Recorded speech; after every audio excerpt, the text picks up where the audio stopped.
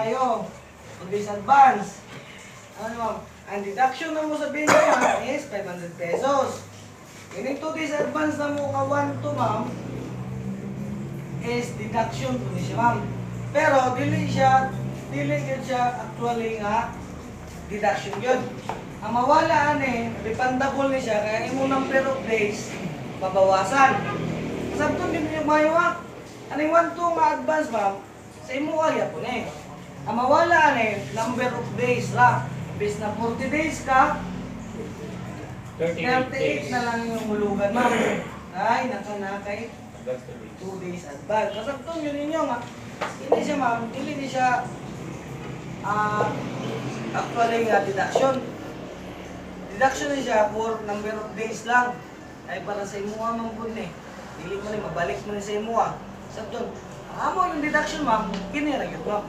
Naday ninyo. Kinira yung deduction ma'am, ayun nilang tawag mo. May advance naman Diba? Ma'am, kanira yun, 500 pesos. Ay mong makuha ni ma'am, 19.5 yun, nala may advance. Na, prangka yun. Para makasabot ng customer. Tapos sa yung 20, ilay abton, interest. 24.